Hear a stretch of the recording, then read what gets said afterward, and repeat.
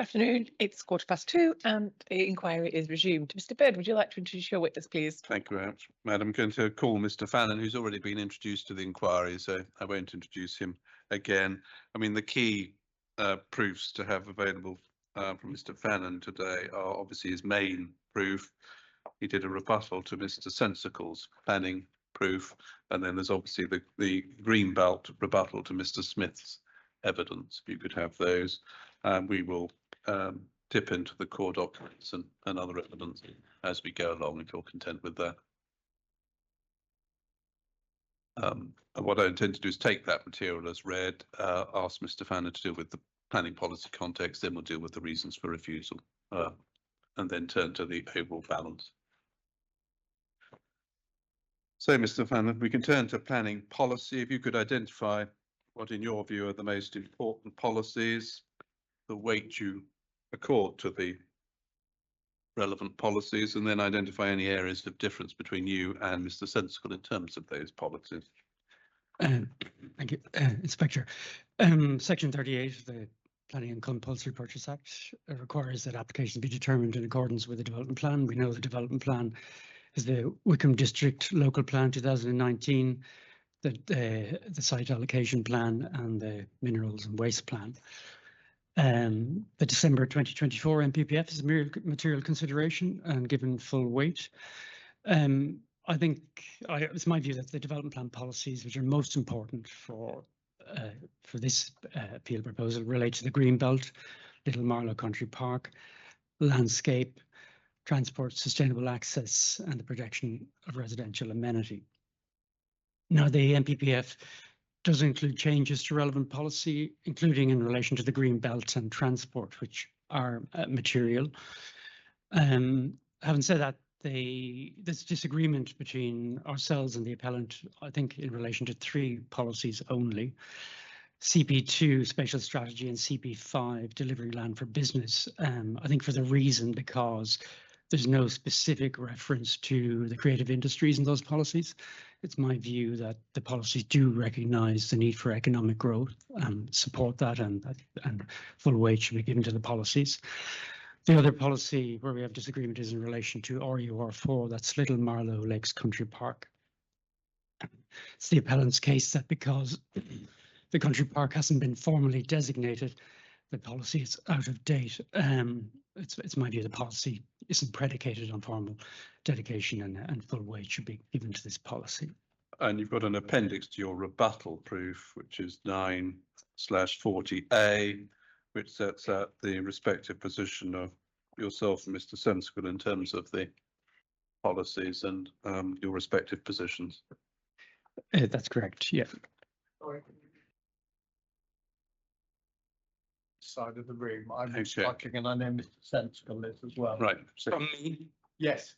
so let's slow down. I Okay. don't know, but it just doesn't sound very clear. It's yeah. Okay, You I'll can just move the microphone. I don't know. I'm not even going to pretend to start fiddling with that, but I just think the sound is it's just. Am I too near the mic? Is that any better? I'm not a sound engineer. Right. So.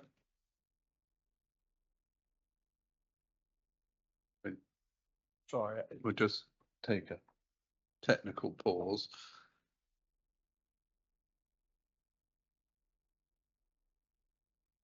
Yeah, this one. Yeah. He does sound a bit more, but I'm not really. Go next to it. Is it too near? Can you do a testing 1, 2 in there, John? Testing 1, 2. Gallery's fine. Okay. Right. Shall we? Let's try again. Okay, and I'll be mindful of speaking a bit slower if that might help. Let's move to the topic of Greenbelt then, please. I think it'd be useful, Inspector, if you could refer to the plan that's in the Statement of Common Ground on the Greenbelt. It's the plan after paragraph 3, after paragraph 1.5. That's core document 7/2. I think it'd be just useful to have this plan as I go through the points. Yep. So the statement of common ground summarizes the Council's Greenbelt assessment, the Part 1 assessment carried out in 2016. It concluded that the general parcel in which the site is located, as general area 60, performs strongly against the Greenbelt purposes. The Part 2 assessment 2017, corresponding to the northern part of the site, roughly plots 1 to 3, concluded that the site performed moderately against the 5 Greenbelt purposes, and that the site was not capable of removal from the Greenbelt. In terms of grey belt considerations, I have demonstrated in section 3 of my proof and in my rebuttal proofs, both in relation to planning and landscape green belt content, that the site is on land which strongly contributes to purposes A and B and is therefore not grey belt land. And just looking at those pertinent green belt purposes A and B, A, to check the unrestricted sprawl of large built up areas. Marlow is a principal settlement. It's a large built-up area. The A404 provides a strong greenbelt boundary. You can see that on the plan. The Part 2 assessment found that the removal of the proposed site would not be a rational extension of Marlow and it'd be a clear example of unplanned sprawl. It did give it a score of 3 of 5, which nominally was performed moderately. But I don't consider that the word strongly as used in the APPF glossary necessarily means the same as Arup strongly in their Greenbelt assessment. Strongly is not a single point on a scale. The government did say there's a need for further guidance to ensure a consistent approach to how we identify grey belt. That guidance was expected in January. It hasn't arrived. We're still waiting for it. But they have sort of given some other commentary in relation to the consultation on the draft NPPF, which gives us a little bit of insight into their thinking. This is in their response to the NPF consultation, which is 11/4 if we need it. So basically they said that the guidance is important to ensure that we're able to sort of consistently review the Greenbelt and identify land that no longer adequately serves the Greenbelt purposes. And that's clearly not the case here. Now the Arup Part 2 score of 3 meets the purpose rather than score 5 meets the purpose strongly was arrived at through criteria that they applied. And one of the criteria was that where there was already a strong Greenbelt boundary, then the site didn't perform that function. So it was downscored, so to speak. Now, it's my view that that's not the only approach you could take to this, and it isn't necessarily logical because it's actually a site adjacent to a boundary that constitutes the strong boundary. So in this case, it's the A404 with the development site, which is open, that together actually creates that strong green belt boundary. And it's my view that this site contributes strongly to that purpose. Now, the proposal for a large-scale industrial development and a dense layout across the extent of the site would be a clear example of urban sprawl beyond Marlow's well-defined greenbelt boundary. And this is clearly evident from the views analysis that's been undertaken. There's a clear conflict with the purpose, and I think there's significant harm to this purpose. Turning to purpose B, to prevent neighbouring towns merging into one another. Now, the Part 2 assessment identified the site as within an essential gap between Marlow and Bourne End. So it's my assessment that development would significantly, visually and physically, reduce the distance between Marlow and Bourne End, and that there is significant harm to this purpose. Now, the site of the proposed development is 50% larger than the Part 2 assessment site. It fills more of the gap, although I do appreciate that the plots 1 to 3 have a dense development and plots 4 and 5 have a lesser scale of development. But the development proposed in terms of scale and density is vastly greater than anything that already exists. Travelling along the Marlow Road, the scale and extent of the development will be seen from many vantage points, which is evident again from the views analysis. It would obviously diminish the open countryside character and the green gap particularly between Marlow and Little Marlow. Now, some statistics, the site constitutes 12% of general area 60, the essential gap. I think that's a significant proportion. The application site travelling along Marlow Road would fill 22% of the gap to Bourne End and 49% of the gap to Little Marlow. These are very significant proportions. And the viewpoint from Winters Hill, the proposed development would be perceived extending beyond the settlement boundary into the open green belt, and it would erode the perceived separation between Marlow and High Wycombe, resulting in further conflict with the purpose. It's my view that the site contributes strongly to Purpose B, and the proposals result in significant harm to the purpose. Even if it were accepted that the site does not meet purposes A and B strongly, then in reference to the MPPF 155B, I've demonstrated that there's no demonstrable unmet need for this development. And in reference to 155C, Mr. Tester has demonstrated that the development would not be in a sustainable location. The development remains inappropriate in any analysis. And before we move on to purpose C, which is not relevant to the issue of grey belt, just want to turn up your rebuttal to Mr. Smith's evidence. Just go there to page 5, where you have responded to the assessment against the criteria which Mr. Smith identified for identification of grey belt in Appendix I to his proof. And you set out in your rebuttal for firstly whether or not you think those are legitimate criteria, and secondly you've set out your view in terms of how the site performs against purposes 1, 2, and indeed you go on to consider purpose 3 as well. So this is page 5. So Mr. Smith has adopted criteria for the assessment of the greenbelt purposes, which are listed in the middle column of the table after paragraph 2.8 on page 5. No, it's the rebuttal to the landscape proof on the green belt.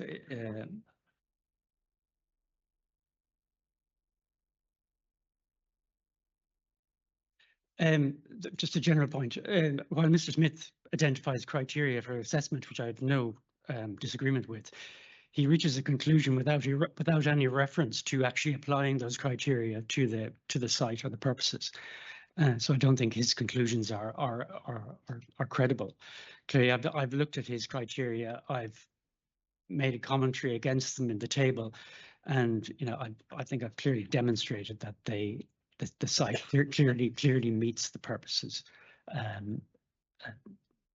these greenbelt purposes. I think Mr. Smith in evidence did concede that some of his written proof didn't apply. I think he accepted that in particular that it was possible that even though if you've established a new greenbelt boundary, which Westhall Farm Lane would be in this case, that it was still possible to have further encroachment beyond it. Sorry, Mark, I just can't hear Mr. Fannon.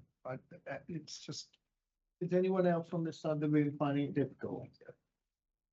But for some reason, it's just not. It's not picking up. Well, it's just. We can speed. We can spot. I'm not sure my microphone will reach actually. Well, I'm probably not immune to the chief, so it's. But No, because you've got a wire. yes, but it will stretch that far.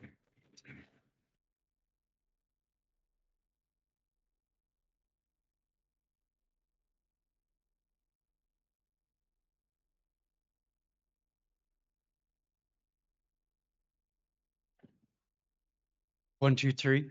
Any good? That sounds better. Okay. I can hear less muffle at myself Yeah. actually. Yeah. Yeah. You can Okay. find them. Yeah. Yeah. Okay.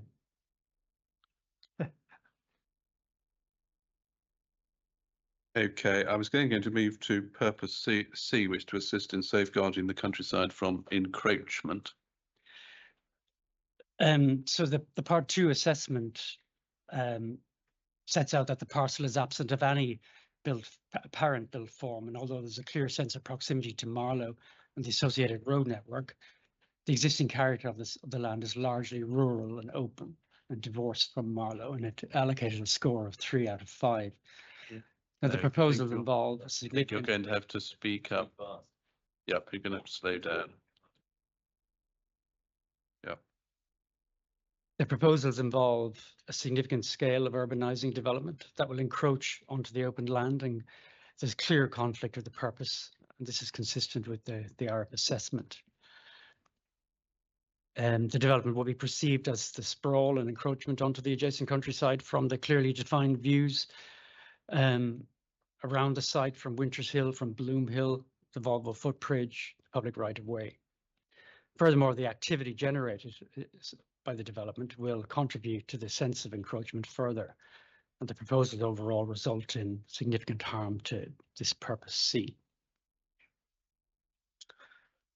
And then I think purpose E, to assist in urban regeneration by encouraging the recycling of derelict and other urban land. I acknowledged in the officer report to committee that, available sites of this size within the catchment area and not within the catchment area selected and not within the greenbelt would be limited in supply. However, I also identified a number of concerns with the alternative sites assessment. And my conclusion was, had that alternative sites assessment been tailored to a smaller site over a wider catchment, it would likely generate more potential sites. And it's my view that the lack of alternative greenbelt sites has not been clearly demonstrated, and therefore the proposals conflict with this purpose. And we'll come back to the alternative sites assessment when we turn to consider the issue of need in due course. Then just in terms of the effect on the openness of the greenbelt, if you could summarise your position. So this is a development area of 36 hectares, a significant scale of building, roads, infrastructure, plots 1, 2, and 3, over 22 hectares of a dense grid of large industrial scale buildings. The perception of high density employment land extending out into the open countryside within the greenbelt would be a clear outcome of the proposal. The backlot uses on plot 5 will have regular, repeated, and potentially substantial features in construction, sometimes up to 30 meters high. So the openness and scale of the fields of the existing site can be clearly appreciated from the surrounding road network, the paths, and from views from further afield, Winters Hill, Bloomwood. It's my view that the proposed development will have a profound impact on the openness of the site, particularly the northern part of the site, which will be substantially occupied by a dense agglomeration of large buildings. The permanent loss of openness will have a very significant impact, both visually and spatially, on the greenbelt in this location. So if we could then summarise your conclusions on greenbelt harm. The site contributes strongly to greenbelt purposes A and B, and therefore would not fall within the definition of grey belt. It would fall foul of NPPF 155B and C also. Therefore, I consider the proposal represents inappropriate development within the greenbelt. It will result in a very significant spatial and visual harm to the openness of the greenbelt and conflict with 4 of the 5 purposes, including land within the greenbelt. For that reason, it's in conflict with the development plan policy CP128, DM42 and RUR4, as well as the NPPF. Okay.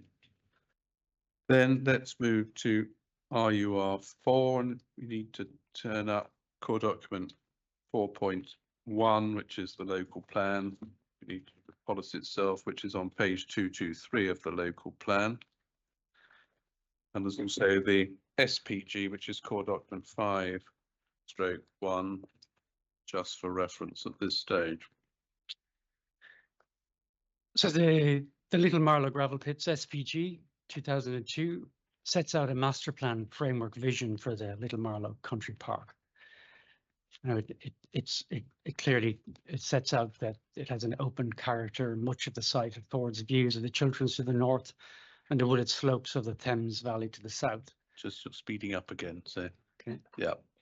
I'm not Just- the expert FPG then. There we are. So just slow down. Okay, so I just made a comment that the RUR4 area, it's open land with open character, and it affords views to the north to the national landscape and to the south the Thames Valley slope.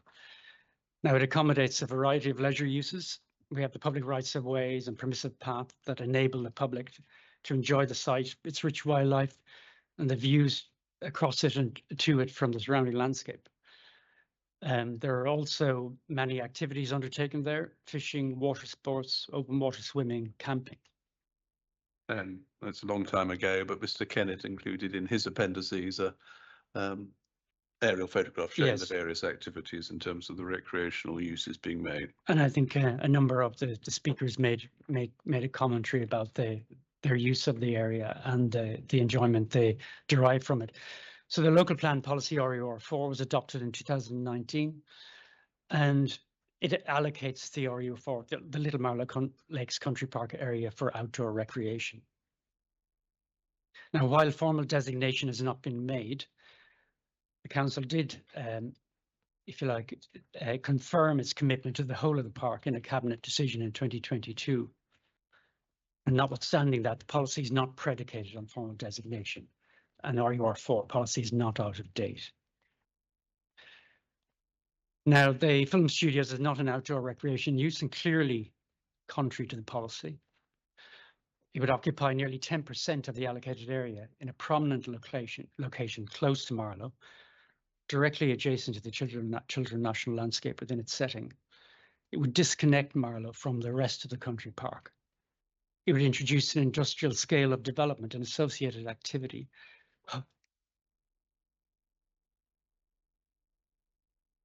wholly incompatible with the country park, and which would significantly impact the function of the allocated park as a whole.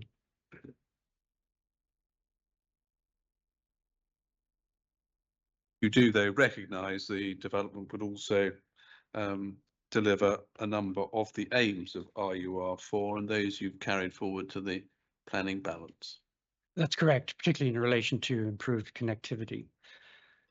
But overall, the conclusion is that the proposals fail to meet the overall purpose, which is to support outdoor sport and recreation, preserve the openness of the green belt, and further the purposes of Country Park. And therefore, the proposals are contrary to RUR4, CP1, CP2, and the gravel pits SPG. And this amounts to harm, which is afforded significant weight in the planning balance.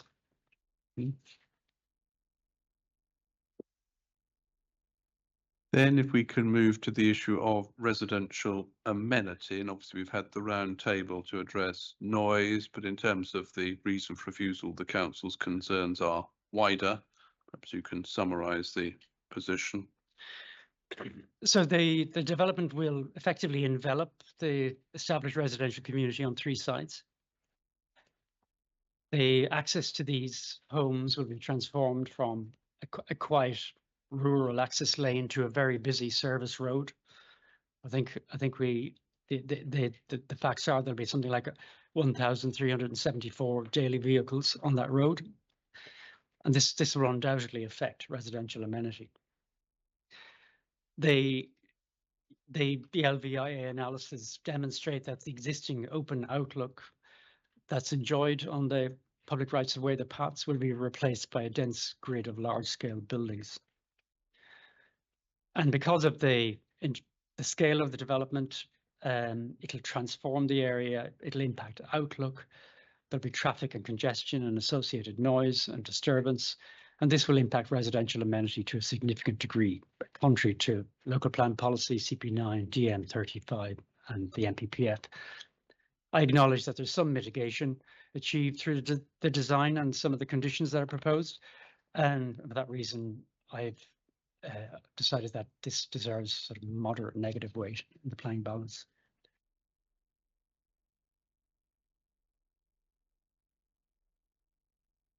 Then I think we can turn to the landscape and visual effects of the development, and obviously we've heard from Mr. Kennett in terms of the evidence from the council's side. Again, you can summarise the conclusion you reach and the weight you accord to the landscape and visual impacts. The evidence before the inquiry is that the proposed development will cause significant harm to landscape character and visual amenity beyond the appeal site and its immediate context. It will not conserve and protect and enhance the children national landscape as sought by policy CP10 and DM30. It won't protect and enhance the children national landscape by avoiding or minimising harm in its setting as required by the NPPF 187A and 189. It won't protect and reinforce the positive characteristics of the area as sought by policy DM32 and NPPF 135. It won't satisfy the recreational objective of the policy of RUR4. It won't achieve a sense of place that improves the character and quality of the local area as required by CP9 and DM35. I attribute significant negative weight to the harm caused.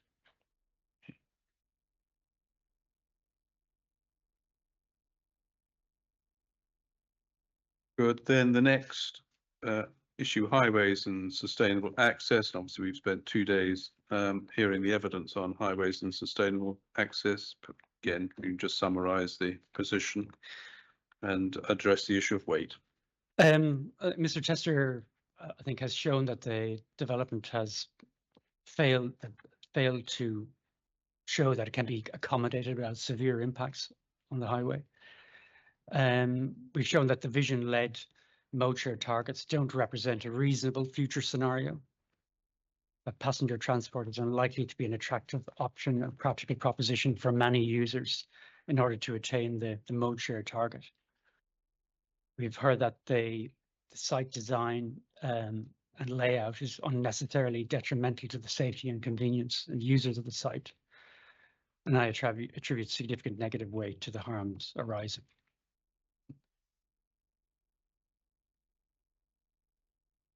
Then I think we can move to the issue of need. And obviously, we spent last week addressing the issue of need, and you gave evidence on the issue of need.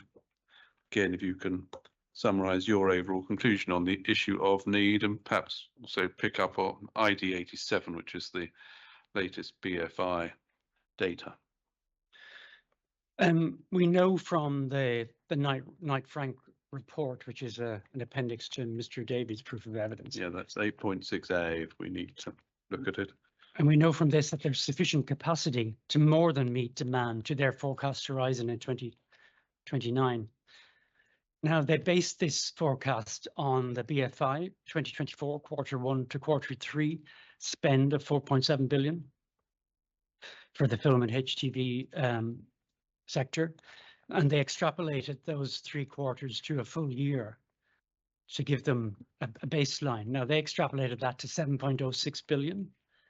We know from the BFI official statistics, which were published last week and introduced to the inquiry yesterday, that the actual outturn for 2024 was 5.6 billion, not 7.06 billion, so considerably less than Knight Frank's projection.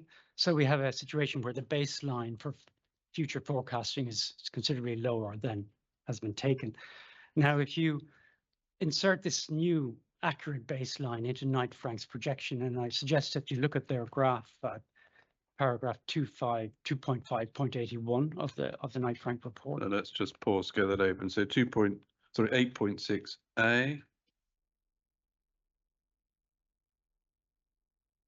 Yes, that's the CD reference, 8.6A. Now you.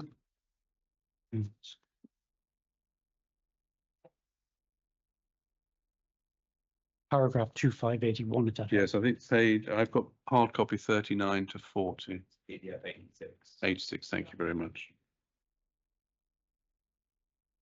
So, I think you want further on. Oh, I think we passed it. The other way. That way there, that one, yeah. So you see from that graph, that's their projection for need for studio space up to 2029. Sorry, which page are we on? This is it's page 40 internal. Page 40. Yeah.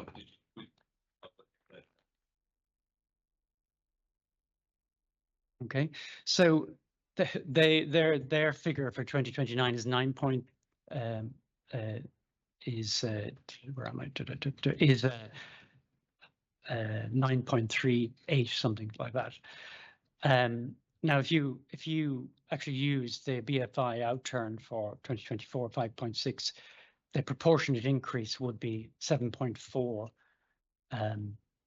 billion, not 9.3 billion. Sorry. Yeah. Right. Yeah, so let's, We can't hear. You can't. The words aren't coming out clearly. Sorry. right. Okay, we'll try again. Yeah. So- We're on page 40 of the Knight Frank. We're looking at the graph on.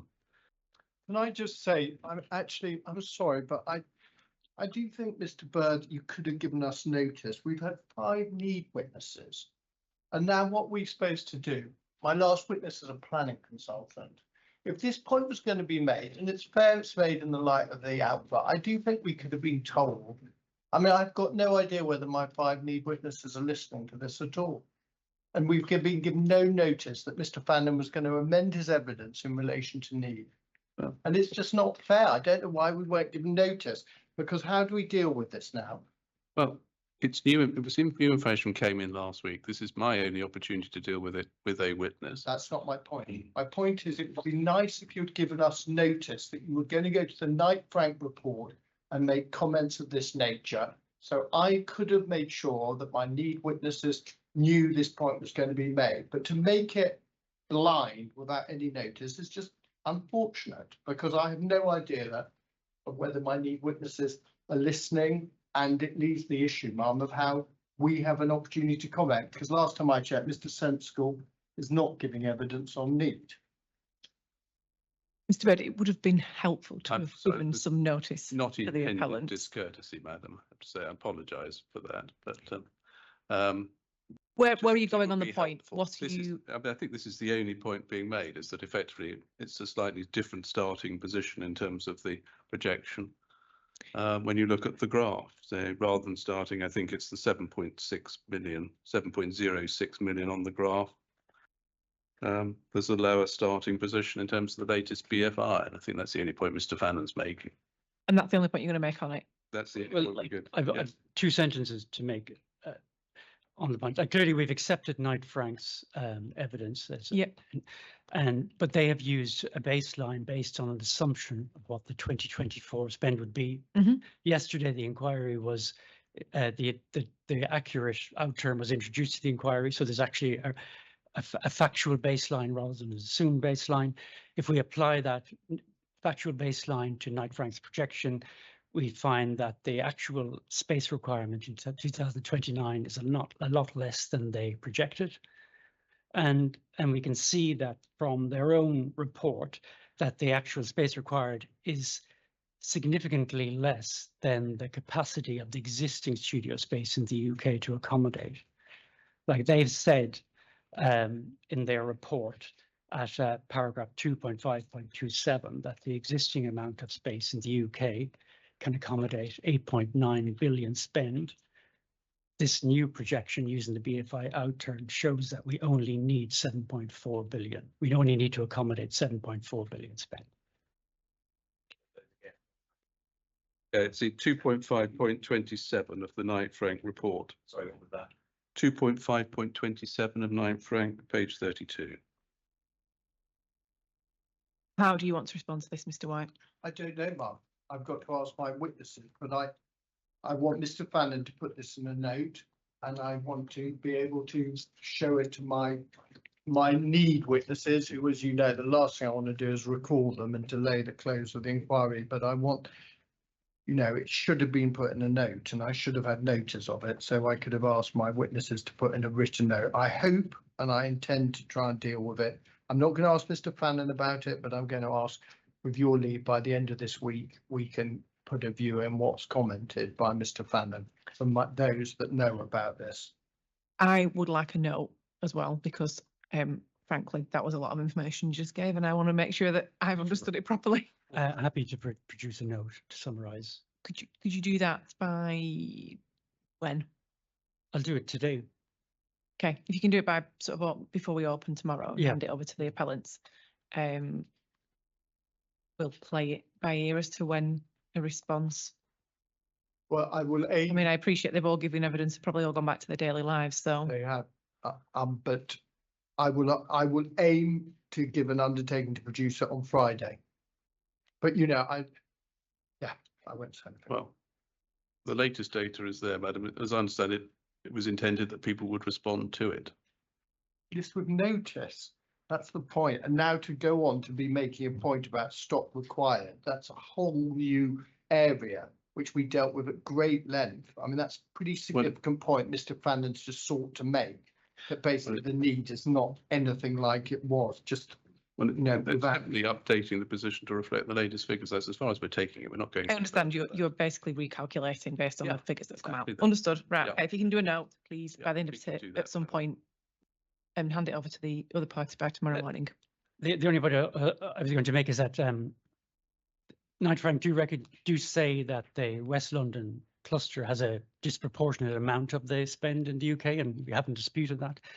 But where we left it before this new information arose was that the well-placed pipeline was still sufficient to accommodate that growth. Now with this new figure, we're even in a healthier position in relation to being able to accommodate growth in the West London cluster, needing less, if any, of the pipeline. Okay, That's me finished on the figures. if you can follow Okay. that in your notes, please, clearly. Thank you.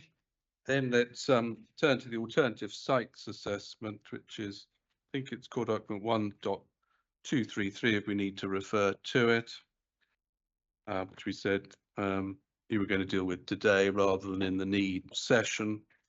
And I think you've touched on this already in your evidence in chief. Perhaps you could just summarise your position. Okay, so in relation to the alternative sites assessment, we did raise a number of issues with the assessment that was submitted with the application. Like for one point was that the West London cluster, which was the focus of the alternative sites, in effect has been overtaken by the Metropolitan London cluster, a larger geography that's been defined by the BFI. We've also made the point that the criteria for selecting sites were apparently tailored to a predetermined site requirements rather than informed site selection.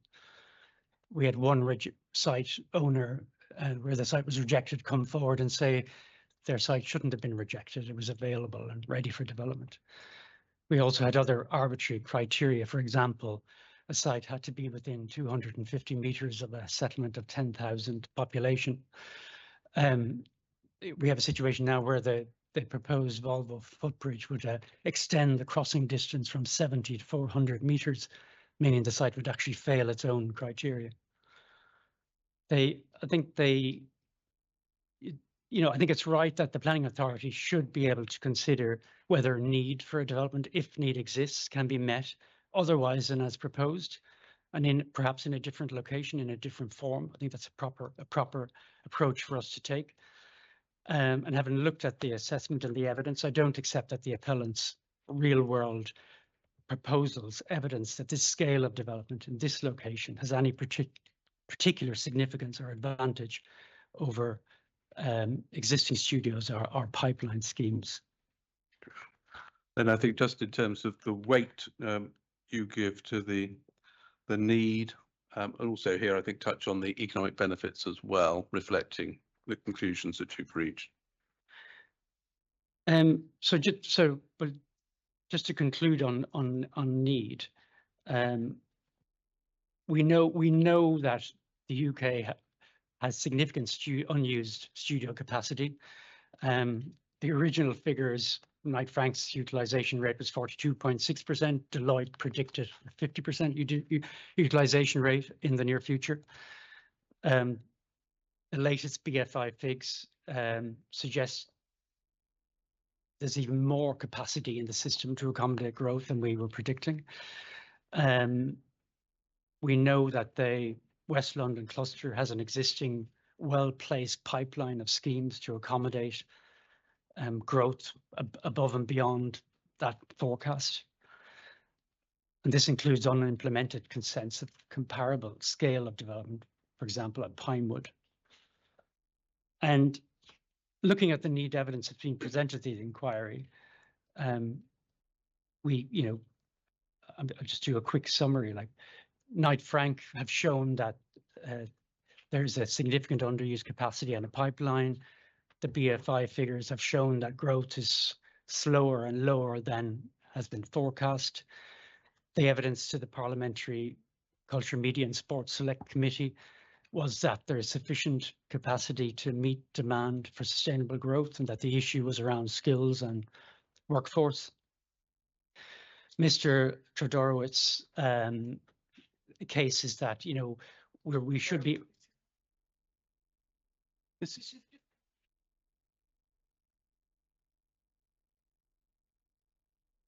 It dealt with the need case. It is not that Mr. Fannon is here to give planning I don't know evidence. if your mic's on. Just, I don't know if it needs. to be. well, it might not, but Voice it's is the loud live enough. stream. It is not an opportunity for Mr. Fannon to reopen the need debate and give his commentary and talk about what evidence my witnesses have given. I'm sorry. My witnesses have the right of final say on the debate of need as the appellants. It is not an opportunity for Mr. Fannon to now give his commentary on the evidence that my witnesses had given. If I'd known this would happen, I would never have allowed on my need case or it not to be sequential, frankly.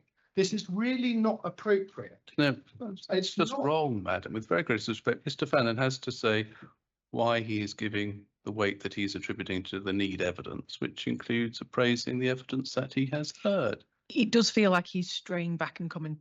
I was Well, just that's- about to jump in before Mr. White did. It does feel like he's running over the evidence that's already been given. He still has, but it's his job to appraise the evidence he's heard in relation to the need evidence and to decide what weight to attribute it. That's all he's doing. He's summarising his view. He's not trying to re-enter the debate, and I would expect Mr. Sensical similarly to do a similar exercise. He can give weight in his planning balance, but a commentary is inappropriate. He has no right to do that. He simply doesn't. To comment on the evidence given by my witnesses in this way, he is effectively becoming a right of reply which does not exist. Could he perhaps just give the weight based Yeah, on the that- evidence that that- he's heard? But it's going to assist you most, madam. So, Mr. Fannon. Inspector, so notwithstanding the uncertainty around need, I attribute significant weight to economic benefits in the planning balance, recognising the importance the government places on promoting the sector. But then let's move to the very special circumstances and planning balance, please. So the MPPF 153 tells us that when considering planning applications, we should ensure that substantial weight is given to any harm to the green belt, including harm to its openness. That's, of course, other than cases where development is not inappropriate, it's grey belt. And then inappropriate development should only be approved with very special circumstances. So in the section 3 of my rebuttal planning proof. Let's just turn that up. I think page 17 of your rebuttal brief, you've got a harms and benefits summary table. So there, the harms I've identified at the end of paragraph 3.55 of the rebuttal.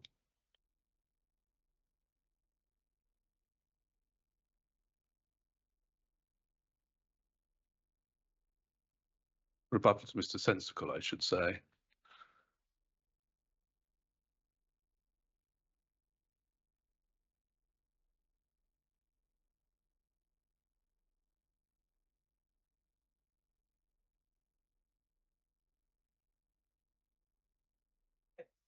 It should be page 17 of 940A.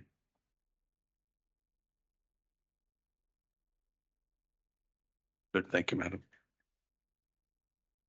So I've identified harm to the openness of the green belt, which I've attributed very substantial weight. I've identified harm to the purposes, and I've attributed significant weight to the harm to purpose A, B, and C, and considerable weight to purpose D.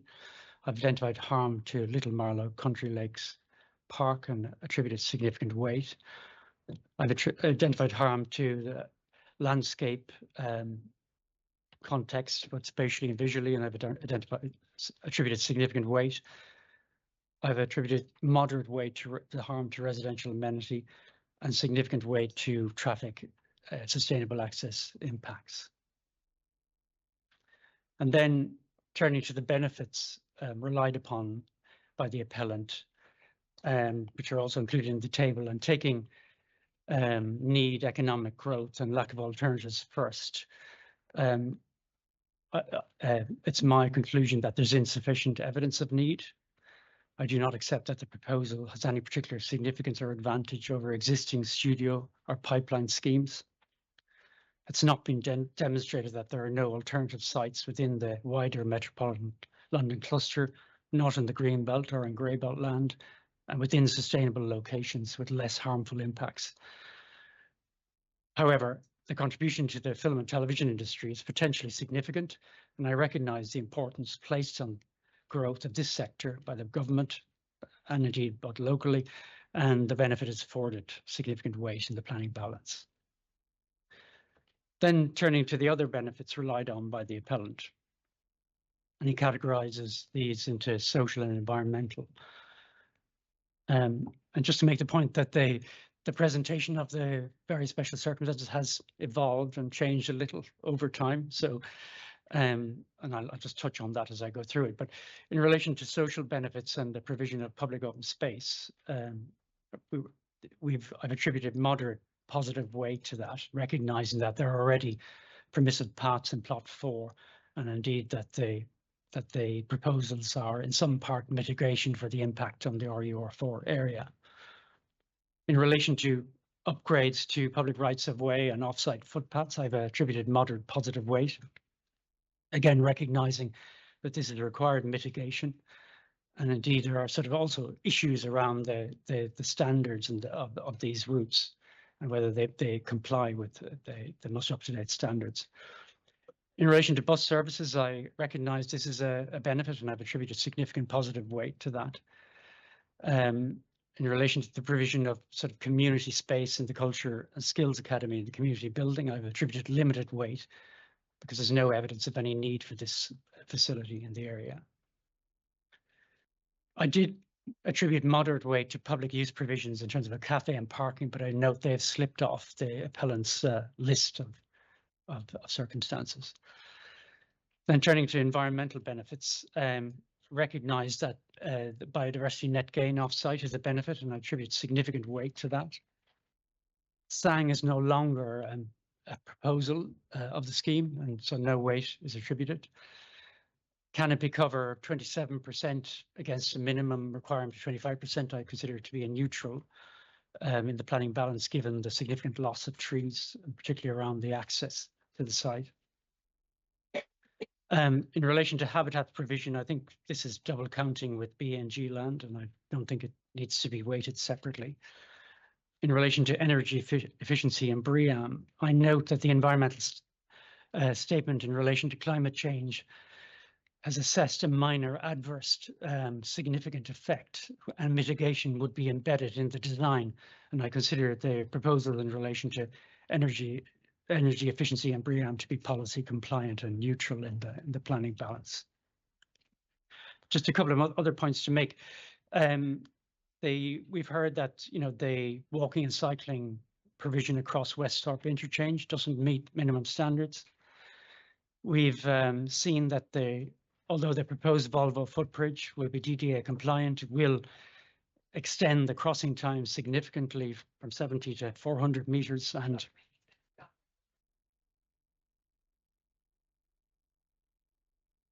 yes, LTN 120 guidance, yeah. In relation to the Volvo footbridge, talked about the extended distance that the ramps involve, without the provision of additional stairs. And Mr. Tester has given evidence to the fact that this route from Marlow Town Centre across the Volvo bridge does not lend itself as a principal pedestrian access point. And also the improvements to the public right of way across the site itself will urbanise what is currently a rural path. So these issues that, as I've outlined, temper the weight to be attributed to these benefits, but nonetheless, benefits are attributed and weighted accordingly. In terms of benefits that have fallen off the list, the 60/40 mode share is no longer being presented as a benefit. Design quality doesn't seem to be presented as a benefit. I talked about the public use provisions, which I have given weight to nonetheless. Good. Then in terms of your very special circumstance balance, just or undertaking of that balance and the conclusion you reach? It's my conclusion that there's it's not a finely balanced decision, that the harms are not clearly outweighed by the benefits, and VSC have not been sort of demonstrated in this case. I consider that the most important policies relevant to this appeal are in accordance with the framework and up to date. I found the proposals to be in conflict with the development plan in relation to the Green Belt, Little Marlow Country Park, landscape, transport, sustainable access, protection of residential amenity, and that the scheme is not in accordance with the development plan and represents unsustainable development. I've also sort of considered the issue of the grey belt Yes, in terms of Mr. Sensicle's evidence, his principal argument is that site now falls to be treated as grey belt and appropriate.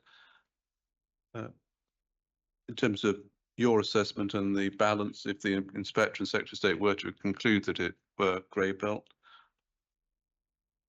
how would you strike the balance? Well, so clearly, if it's accepted to be grey belt land, then the development would not be inappropriate, and thus substantial weight would not be given to green belt harms. That's clearly the position. I accept that, and the balancing exercise would not require consideration of very special circumstances. So my approach has been just to take green belt out of the equation completely, and look at what I consider to be very demonstrable harms in relation to the impact on the Little Marlow Lakes Country Park, the harm in relation to the landscape, including the setting of the national landscape, the harm in relation to highways impacts, the lack of sustainable accessibility, the harm in relation to the impact on residential amenity. It's Sorry, clear. Mr. Fannon, can I just Yeah. interrupt?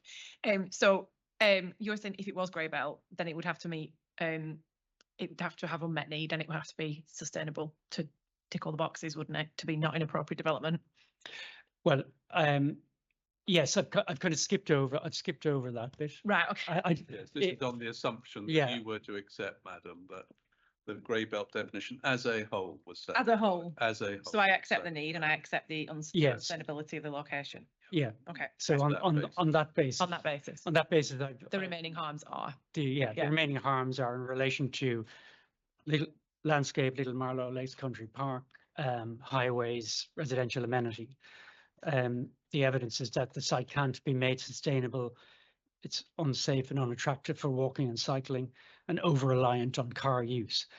It's also the case that there's no demonstrable need for the development. And my conclusion is that potential.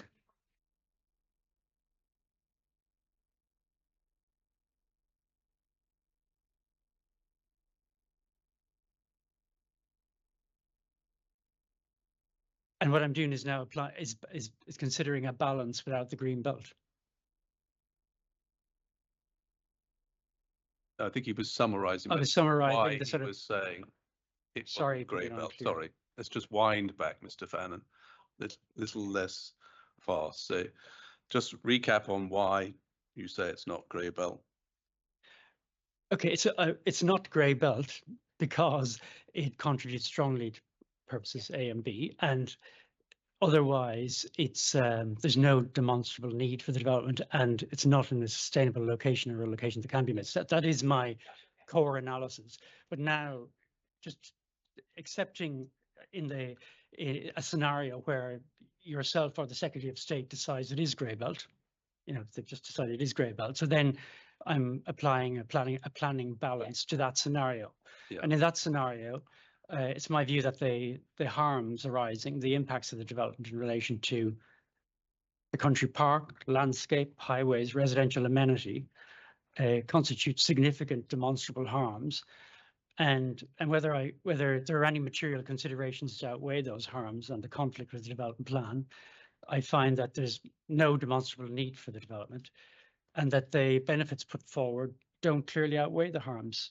And as the development is contrary to the development plan, when taken as a whole, it represents unsustainable development, and I would suggest it shouldn't be approved. Can I just be really clear, because you've then said there is no need, Yes. but if It's in, you said it's great, if I've accepted it's grey belt, then I've accepted the need argument, so I couldn't then bring Okay, that right. back in. Does that make sense? Yeah, The only harms I would have remaining from the council side to assess would be residential amenity, landscape, country park. Anything else? What else would there be? What other harms would be remaining? Because need would have been accepted. Yeah, okay, The- I think that's okay, yeah, I and- accept that, yeah. And highways, sustainable location would have been accepted. So the remaining harms in potential to highways would be your severe impact. Yeah, are they failure to demonstrate that there isn't a severe impact? Okay. They sort of, they And the site layout internally to decide layout safety. internally. And yeah, I accept that's the position, yeah. So they'd be your remaining harms, and then your balance then comes in with those remaining harms. But you'd have accepted, if I'm accepting it's grey belt, then I've accepted the need case because it can't be grey belt otherwise. That's my understanding of the framework. Am I? Yeah. Okay. And yes, and then I suppose then the question is, do the benefits of the scheme outweigh the harms? But you, at the end of your balance there, you talked about there being the need case not being demonstrated, but in order for it to consider it as grey belt and it to be not inappropriate, the need case would have been accepted. So I just want to understand your, Yeah, what they in another world. okay, I suppose that even if we accept the needs case and for the purposes of accepting its grey belt, we can't ignore the evidence in relation to the extent of the ability of the existing studio capacity in the UK to accommodate growth, the availability of the pipeline. So we cannot, if you like, rule those factors out in, if you like, deciding how much positive weight we attribute to a need case. Does that make sense? You know, the fact of the matter is, if there's a needs case, it's far in the future. It's not an immediate need case. It's not before 2029. It might. Yeah. I understand that completely, but you're going to if it were grey belt, Yeah. this is what I'd do. But if it is grey belt, then the framework says there has to be a demonstration that whatever the word, we can pull it up. It's about unmet need. There has to be, hang on. a demonstrable need. Yeah, there has to be a demonstrable unmet need for the type of development proposed. So I'm struggling to understand why you're going back to need. If I've accepted that it's grey belt, then there is a demonstrable unmet need for the development. Do you see what I'm trying to say? I do, but Yeah. but if you don't know, no, but you know, I think the point I'm trying to make is that accepting there's a demonstrable need, you know, how pressing is that need? So how much weight should it attain in the planning balance? That's my point. And I say what I'm saying is that the more pressing the need, the more weight you would give to it in the planning balance. The less pressing the need, the less it would weigh against the harms of the scheme in the planning balance. That's my point. Yeah. But your case is balance doesn't arise in any event. So just recap in terms of your overall balance and compliance with the development plan and very special circumstances. So, overall, my overall conclusion is that I think the policies that are most important in this case are up to date and in accordance with the framework. The proposals are clearly in conflict with a development plan in relation to Greenbelt, Little Marlow Country Park, landscape, transport, sustainable access, protection of residential amenity. It's not a finely balanced conclusion, particularly as the needs case is not there. And it's my conclusion that the balance is clearly against the proposal. Thank you very much. That's the evidence in chief, madam. Thank you, and sorry for my interruptions. I just wanted to be clear. Okay, we shall take a short adjournment. How long do you think you're going to be, Mr. White? You said 3 hours, but I know you wanted to get done by today. Yes, I've said to Mr. Bird, I want to reserve, I will start, but I do want to have overnight to think about whether. You've got anything else to raise? Exactly. There are a couple of matters that clearly Mr. Fannon's raised in chief, so I will do my utmost to make as good progress as possible tonight. But I do want to reserve my position to come back in the morning. That's okay. The programme allows for it, so no problem. Okay, we'll break until 3:30. And then we'll come back and start cross-examination. Thank you. We are adjourned until then.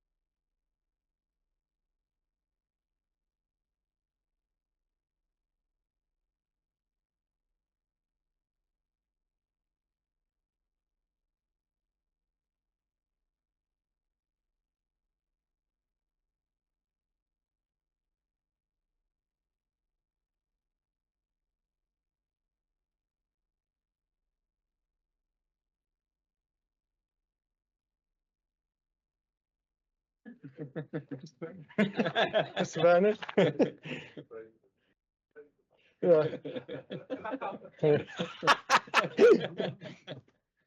If you think after 4 weeks I'll trust him to write my sort of donation, then no, of course not.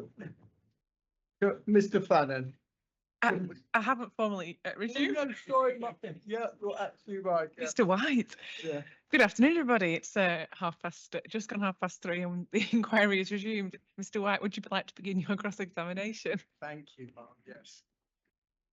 Can I just deal with a few preliminary matters? As I said, Mr. Fannon, just to give you a roadmap, I'm going to make you have a lovely evening overnight with the thought we're going to leave probably alternative sites and grey belt to the morning, but I'll try and cover everything else. But before we do the main, I just want to deal with a couple of points of clarification. We've been down this road, haven't we? I had the pleasure of your company with Mr. Bird in December 22, when, as I recall, you were arguing very special circumstances weren't laid out, and the inspector found in favour of my planning witness in that case, didn't they? That's correct. Thank you. Next point, in your table, you didn't go or amend anything in your table of benefits. How much time did you write your benefits? I did. How many times have you reread your table of benefits? Many times. Number of times, I'm not surprised. Can we agree there's quite a material error in it, please?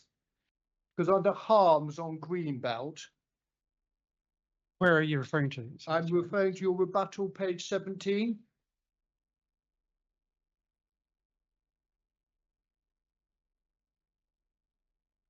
Tell me when you've got it. Yeah, Mum, tell us when you've got it. I am there. Great.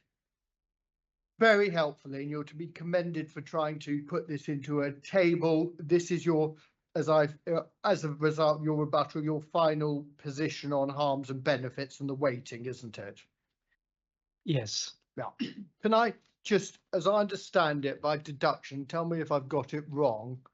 And the reason I raise this because I once did an inquiry with Mr. Bird's colleague, Miss Ormsby, where we spent about 2 weeks arguing about the scale.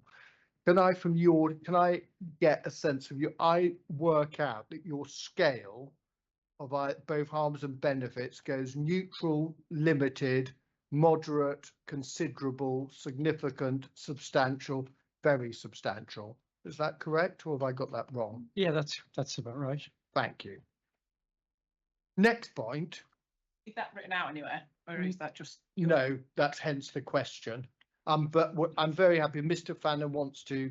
No, don't worry. So just for your note, I think the only doubt that I think neutral at the bottom, limited number 2 tier, moderate number 3, considerable number 4, significant 5, substantial 6, very substantial number 7. We actually have in the audience someone who's a professor of English, and she would be able to tell us. I've always struggled with which is more significant, substantial, significant. If I said to the children, we're going out for a substantial dinner, whether that would be materially better than a significant dinner. But anyway, you put substantial above significant, don't you? Yes. And we're not going to fall out over that, I can assure you. But substantial, but very substantial is your highest tier, both in terms of harm and benefits. Yes. Yeah, fine. So, next point is I won't leave you in suspense any longer. If you go to the planning statement of common ground,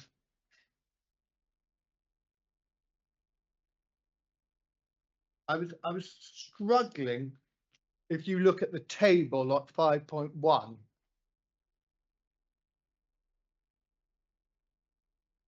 Mr. Fraser will certainly say I don't really know much about anything, but little D, as we know, the purpose of D is to preserve the setting and special character of historic towns, isn't it? Are you on planning statement? Yes, planning statement of common ground, page 10 of 15.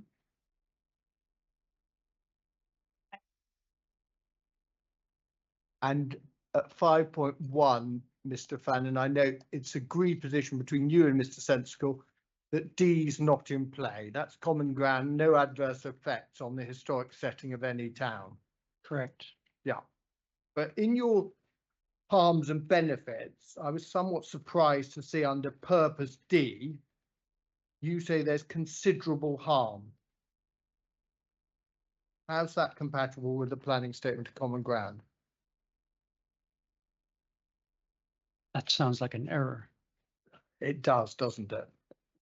And I think to be fair to you, rather than you, I assume you're giving your considerable must, either you shouldn't have a line or it can only logically be E on the basis you've Yes, already attributed. E. Yeah. All right, so that is the amendment should be that under purpose E, you give considerable, and that tallies up with your statement of common ground. Correct. Now, I don't know much, Mr. Fannon, but I am struggling that you give considerable weight in your planning harms because you assert the appeal site is 36 hectares last I checked, isn't it? Yes. Yeah. I think I could set you the test if you've got the rest of the year to find 36 hectares for film studios within an urban area in the UK. Or do you think you could? Do you think you could identify 36 hectares for a film studio within the UK, within an urban area? Yeah, it'd be difficult, I'm sure. It would be difficult, I'm sure. Thank you. So I struggle in your balance. Your starting point is to give considerable harm to something. Why do you attribute considerable harm to assist in urban regeneration? Because I don't believe that 36 hectares should necessarily be the only consideration. I'm entitled to, put the question or take it to view that there could be a different way of accommodating growth if there's a need. Well, Like we do have film studios on smaller sites and in unemployment sites and in urban areas. I'm not interested in anything else. Your harms and benefits summary table applies to this development. You haven't, for example, under your benefits and in the interest of fairness, on the need, which we'll come back to, you only give substantial. We know that's second less. It's not the highest tier, which is very substantial. You just let me finish. You didn't consider other. You didn't consider under economic, under need. Under economic growth, you didn't consider a film studio is 5 times bigger or 5 times smaller. So your approach, frankly, in relation to harms benefits, I mean, this is the first and beginning criticisms, is completely inconsistent because you've just admitted purpose E in one of your considerations was considering a range of sizes that the film studios could be to consider the attribution of weight at considerable. Or is that solely in relation to this film studios? I think the consideration of need doesn't have to be confined to the 36 hectares. Look, you get the point though. In order for planning balance to be credible, it's got to be fair as to how it approaches weighting both between the benefits and the harms. I mean, I hope I'm not going to surprise you, Mr. Fannon, but the attempt is to be fair, whatever side of the fence you sit on, isn't it? Yes. Yes, and therefore the starting point must be to be fair and objective in how you attribute the weight to both harms and benefits. I agree. Yes. Yes. Yes. And I'm putting to you, on the considerable, you seem to deploy an argument that you considered a range of sizes in order to justify your conclusion that there would be considerable harm to urban regeneration. And I'm putting to you that if that is what you've done, it's completely unfair because on the benefits, economic growth of 36 hectares, you didn't, for example, consider in your range a development of 150 hectares, did you? No, my consideration of the conflict of this purpose wasn't focused necessarily on the size of the development, as whether or not you'd made your case. That's not, no, Mr. Fannon, I'm sorry, that's not an answer to my question. It is. Just in purpose E, is your weighting dependent solely on what the proposal is, or did you consider other developments? I didn't consider other developments. It's on your proposal. Okay, on our proposal, and then we get to the position then where we started, you accept it was highly unlikely, or whatever phrase, I don't want to be unfair to you, highly unlikely to find 36 hectares of land in an urban area in the UK. And the whole purpose of E is to assist in urban regeneration. If you cannot find a site within an urban area that would assist in regeneration, and you accept that, how can you give considerable weight to that harm? On the basis of how well you've made your case. Oh, okay. And This I is- pointed out my sort of analysis of the alternative sites assessment and the issues I had with it, No, and my conclusion as whether or not it evidenced a need for this development. no, you see, again, Mr. Fannon, that's with the greatest respect, not a good answer, because surprisingly, in light of your evidence in chief and your rebuttal and in your evidence in chief, I thought and got the assumption that you thought the alternative sites assessment was poor and unsatisfactory, if I may summarise your evidence. And yet, remarkably, I look at your benefits weighting and I see 3, lack of alternatives, and you give it significant weight in favour. So notwithstanding the very poor work the appellants produced, your judgment is that there is significant weight in favour because of the lack of alternatives.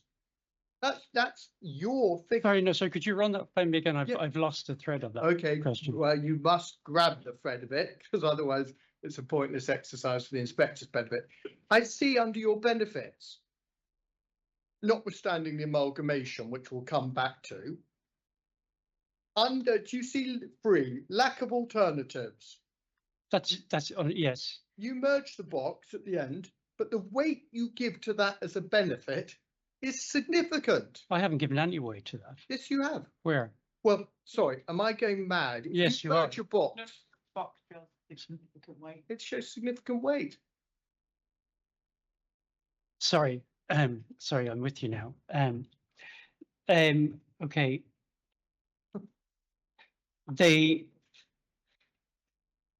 This is partly a consequence of the sort of how the presentation of the very special circumstances has changed over time. And in this box, I was including lack of alternatives and need with economic benefits as a single category. That's so my weight to is a positive weight to economic growth. That's what the significant is.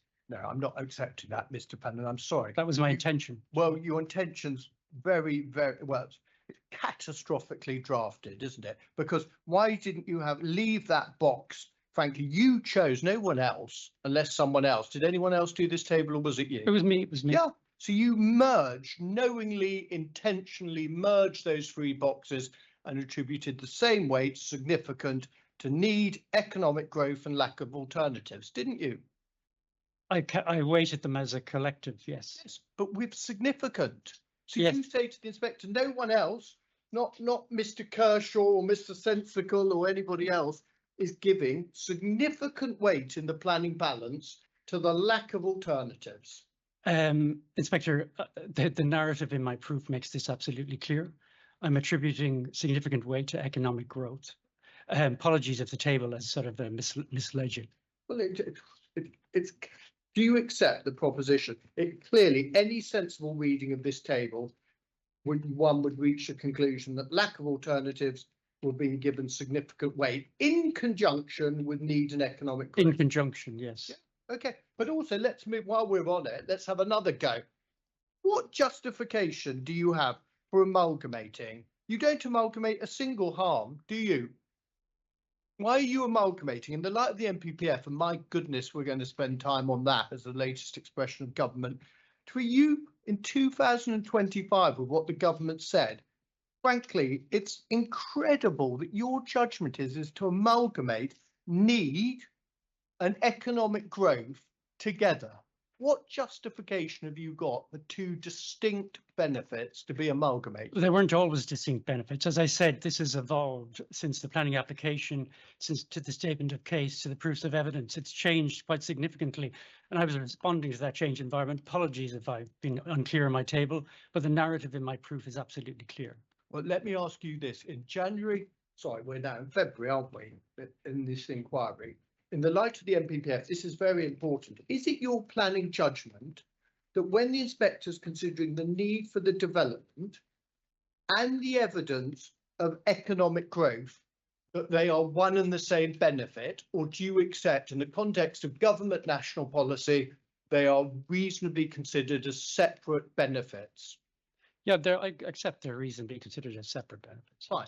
So it's right. Let's amend this table. We've got to do 3 amendments to, well, 4 now. We're on the 4th amendment to this table. First of all, we've changed purpose D to E. When we get to need, we put significant, don't we, on its own. The box is re-split into 3. And is it right to say you give that significant weight?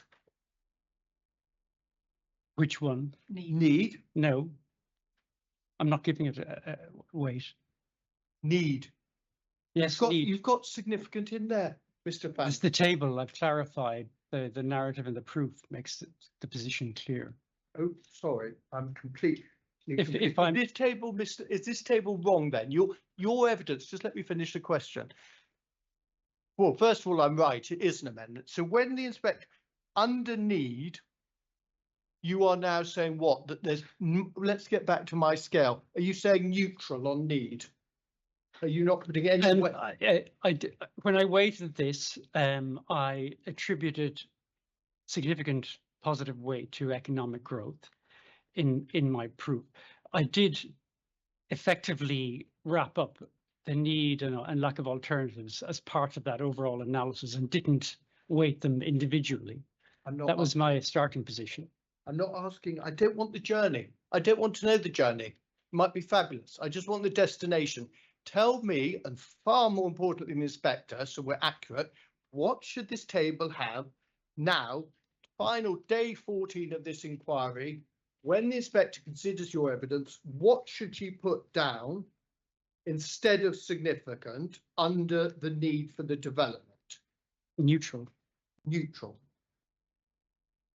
Well, Mr. Fannon, I'm going to put to you your credibility as a planning witness in the light of paragraphs 86. Let's just make a note of this. Go take up the MPPF, please, 86 and 87, because what you're in the process of doing, which is quite remarkable, is you're seeking to completely neuter the MPPF and what the contents of 87 are. And when you've got it, tell me. Yes. So the inspectors we discussed 2 weeks ago, planning decisions should recognise and address the specific locational requirements of different sectors. This includes making provision for clusters or networks of creative industries. So the government says making provision, and we had this debate. So everyone in planning, from Mr. Sensible, yourself and the inspector and the Secretary of State, says make provision for creative industries. And yet in February 2025, we have a planning witness for the Statutory Planning Authority telling the Secretary of State that need should be neutral. Is that really your evidence? Wait, let me finish. Just think really seriously about this, because it's really quite important. Is it your credible planning balance that the need for this development, 1.7 million square feet of creative industries, should get neutral weight in a planning balance? Is that your position? My position is, in recognition of NPPF 87, it says that provision should be made for that where it's needed, that are needed to support growth. The needs case and the needs evidence is clear that there isn't a need there. Okay, so I'm not asking about the journey. You've given the journey. Let's just amend. This table needs amendment then, and it needs amendment so the inspector can note under need you want to be imposed neutral. Is that accurate? Yes, if I was to weight them individually, I would attribute a significant economic growth and neutral to need. Yes. Sorry, you've now confused me. Forget anything else. I'm only asking you about need. I don't accept, for the reasons I previously put, and inspector reach a judgment, but your amalgamation of three critical benefits, or certainly the top two, economic growth, you accept. And also the other thing which we must look at again, which is other advocates, because I'm misplaying Mr. Nice Guy, Mr. Fannon, I'm not going to take you to task on this, and I've learned from Mr. Bird of how to be Mr. Nice. But when you look at your statement of common ground, we've agreed significant weight. You agreed in December. So what we have, what you're telling the inspector, socioeconomic benefits, we see significant weight. You agreed that in December the 5th, or whenever the statement of common ground is. Let me just get the dates so we get the chronology. Does it say on the front page, Mr. Yes, it does. 22nd of November. Then on the 12th of December, we get the government publishing 85, 86, 87. And then you, in February, for some reason, have gone backwards to neutral. Why, what justifies the change? Can you clarify where in the statement of common ground? Yes, you're referring to? absolutely. I absolutely can. Look at paragraph 5.7.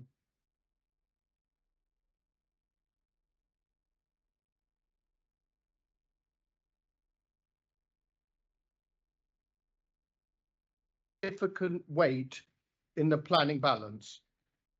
November the 22nd. We then have the strongest endorsement of creative industries possible in para 87. This includes making provision for, and somehow in the Fannon world, you go backwards, and we're now in a position where you say neutral. I don't accept I've gone backwards. The statement of common ground reflects the collective approach that I was taking to the presentation of the benefits at that stage. No, not the benefits, not collectively. I mean, Mr. Fannon, I'm going to try and stay vague. I mean, the purpose of the statement of common ground is for everyone to know where the battlegrounds are and where they're not. The purpose is to assist the inspector and me in preparing my cross-examination. I don't have to ask questions about socioeconomic benefits because, frankly, the difference between you and Mr. Sensical is Mr. Sensical says substantial, you say significant. Okay. Then we get your evidence. Let's enjoy the journey. And let's see what you say in your proof of evidence. Early December. No, it wasn't early December, was it? It was the 17th of December. You gave all of us a Christmas gift by looking at the economic benefits. 8.5. Christmas Eve, Mr. Fannon, this benefit is afforded significant weight in the planning balance. Page 43 of your proof.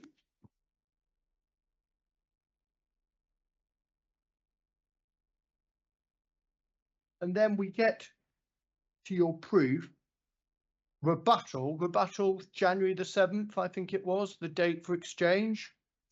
You chose to tell the inspector your rebuttal in the table. I mean, I imagine the purpose of the harms and benefits table was to assist everyone, to make it clear. This is my position. I've now got the benefit, Mr. Sensical's proof, and you've identified his weighting to assist weight, appellant in bold, counsel in the purple, and for need, economic growth and lack of alternatives, you chose to give significant. Now, for the first time under cross-examination, you're now changing the weight to neutral.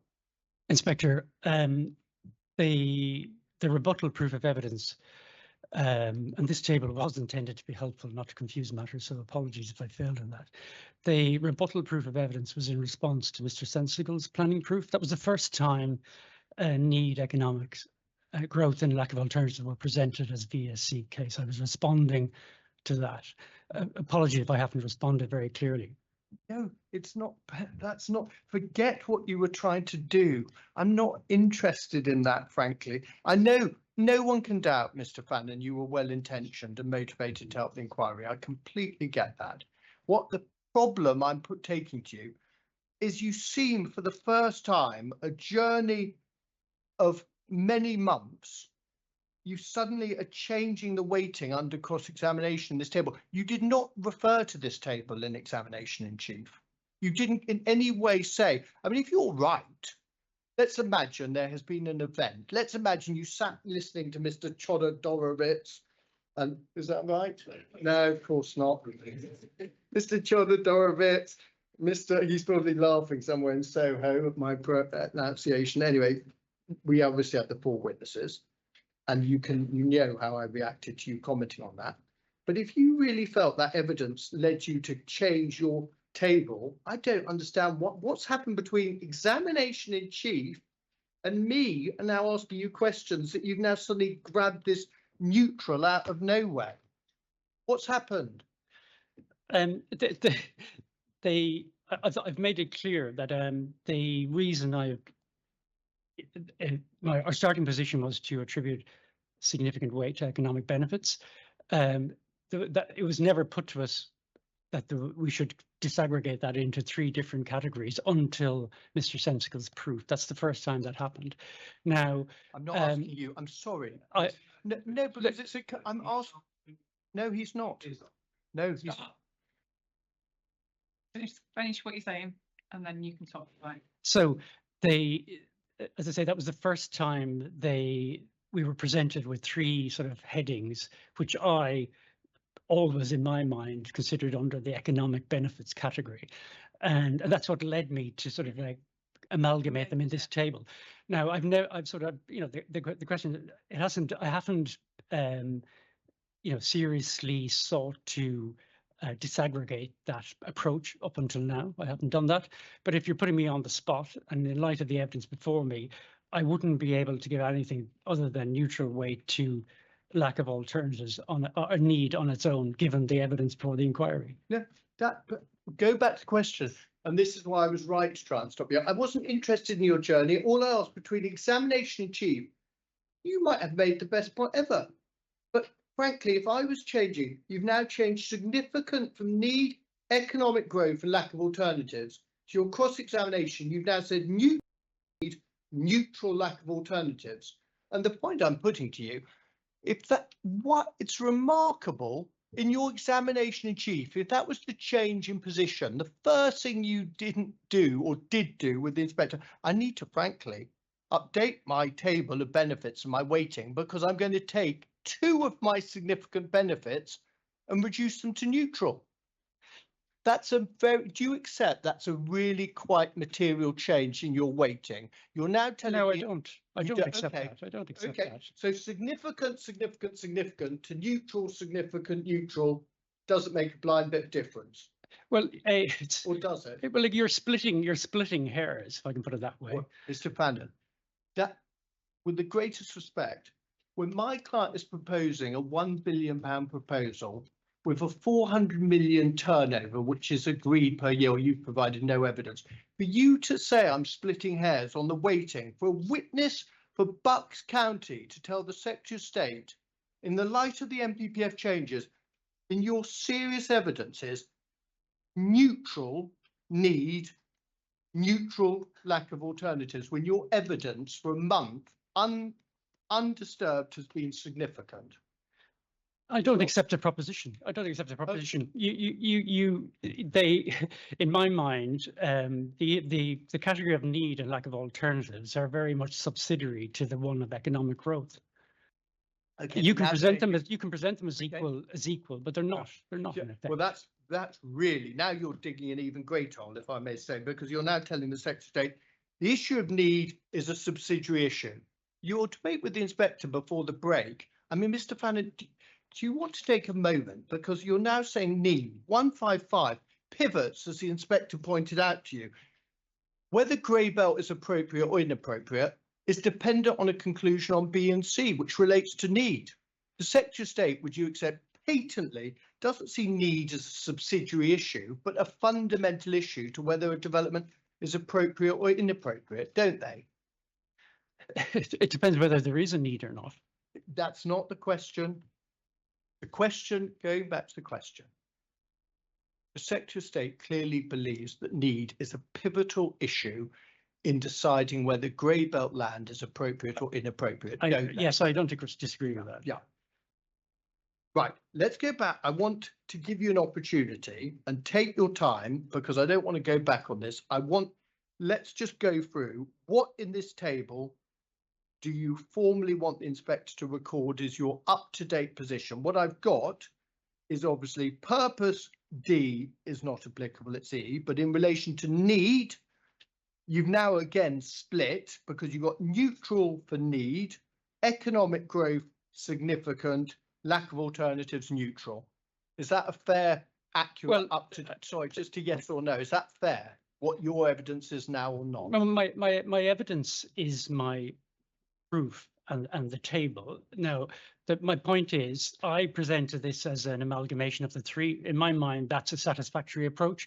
If you feel it's not, and you want me to disaggregate, I'm happy to do that. But I don't want to change my evidence. Yeah, but you have changed your evidence. I haven't. You have, because, all right, if you're not going to change your evidence, I mean, I'm even more confused now because, all right, I'm happy for you to leave this table to have significant weight for those three matters. Is that your evidence or is it neutral? I mean, forget my position, because hopefully the inspector's sensible enough to completely ignore anything I say, because I'm not a witness. My answer is the inspector should consider the table in the context of the supporting narrative. Of course, and she must do that.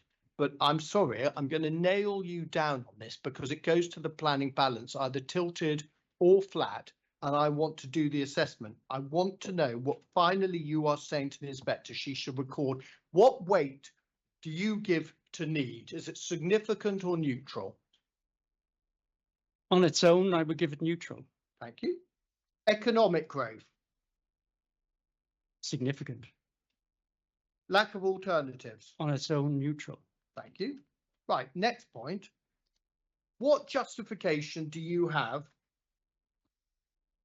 Let's imagine the inspector's with us and we're grey belt and she takes the view that 155B is met. I know that's not your evidence, but she takes the view that she prefers the evidence of the appellant to your position, and she takes the view the need case, there is a demonstrable need.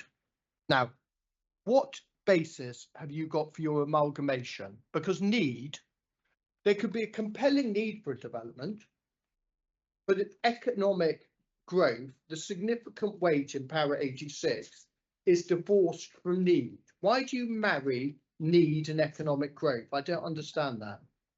Tell us why you. My balance is based on a judgment that it's not grey belt. No, it's got nothing to do with grey belt. We'd be having this debate prior to December the 12th. I'm sorry, Mr. Fannon.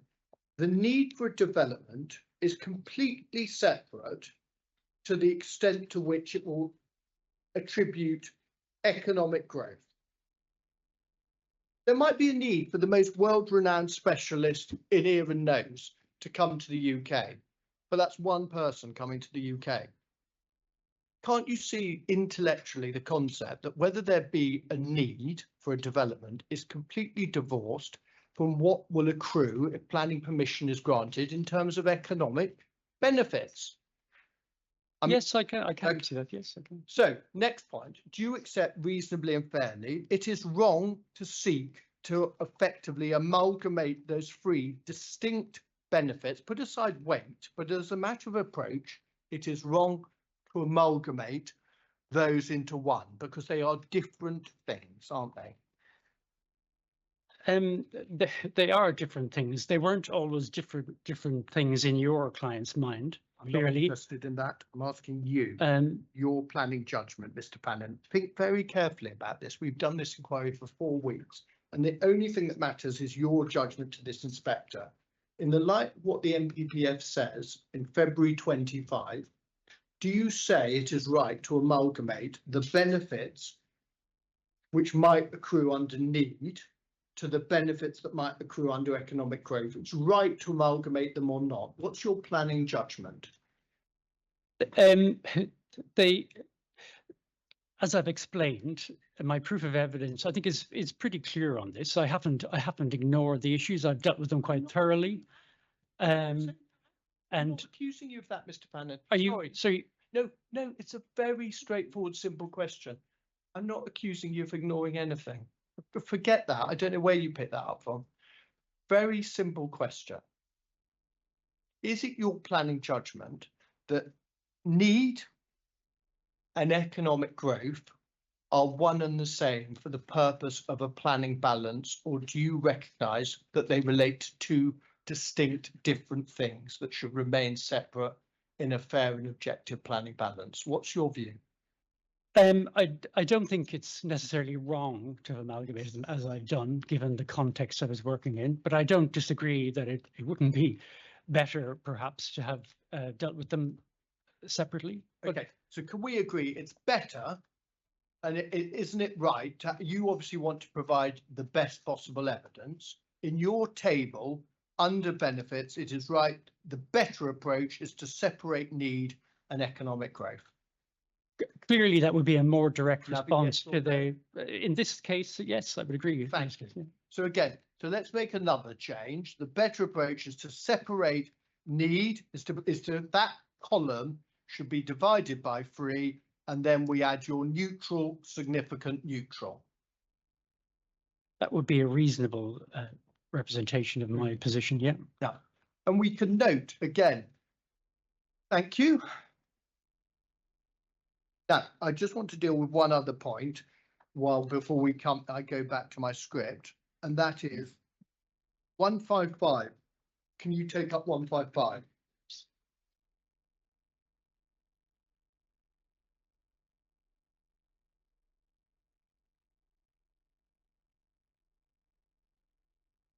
And you might, could you have it on page 45? And also, could you look at the definition of grey belt? I don't know, have you got your MPPF? Have you got it on PDF. PDF? Okay, well, the difficult thing with the PDF is, could you look at page 73, the glossary, which defines grey belt? Sure.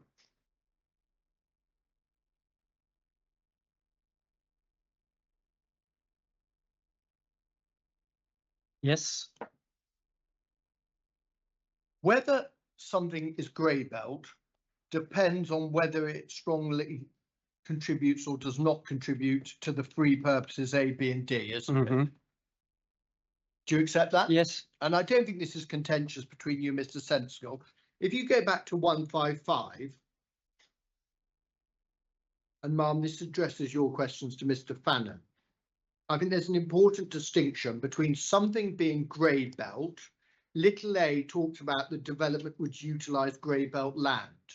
Whether you're utilising grey belt land depends on whether you contribute strongly to A, B, and D, doesn't it? Yes. But then the prefix to 155, whether you are appropriate or inappropriate is a different matter, isn't it? It is. Whether you're appropriate or inappropriate depends on compliance with A, B, and C. Yes. So in simple terms, you can be grey belt, but your development can still be considered inappropriate. Yes. Ma'am, I hope that provides a degree, and I think you and Mr. Sensical agree on that. Frankly, it's common ground between you. So you can have a grey belt site, but whether the development proposed is inappropriate or appropriate depends on meeting effectively A, B, and C. Agreed. Fine, brilliant. Then that's a lovely piece of consensus, Mr. Fannon. Right, let's then go back to my text. Can we agree that the inspector, in reaching her view on the acceptability or not of the proposal, effectively has to undertake 2 exercises? The first is a section 38(6) exercise, which is effectively considering compliance or not with the development plan. And then she will need to consider other material considerations. Now, before we do that journey, your starting point is your view overall, I think, and you've seen Mr. Sensical's table. And your view is, you're very clear about this, this is a proposal that's contrary to the development plan. Yes. But you also say, and very readily, I asked you about this 2 weeks ago, you accept that the creative industries, there's no express policy in the development plan to creative industries. Yes. I also think you accept that now, as 85 to 87 expressly refer to creative industries. Yes. Now, you say your starting point is the development plan is up to date. Yes. But how can it be up to date when it's completely ignores in relation to a development seeking 1.7 million square feet of a use that's not referred to in the development plan, but clearly referred to in national guidance? How can you say it can be still retained its up to dateness when it clearly ignores or has no provision which reflects the national guidance? It clearly predates the national guidance as updated last December, but the development plan does recognise the need and supports economic development and growth, clearly. Of course it does. And I'm pleased. Well, that's interesting because again, that goes to your weighting, but we'll come back to that. But how can you say if a development plan completely ignores a component? Remember, I mean, actually, for this debate, let's just go back to the NPPF and what it says. Could you please take that up again? Hopefully you've still got it up. Remember, I was asking you about 155. Could you go to 86, please?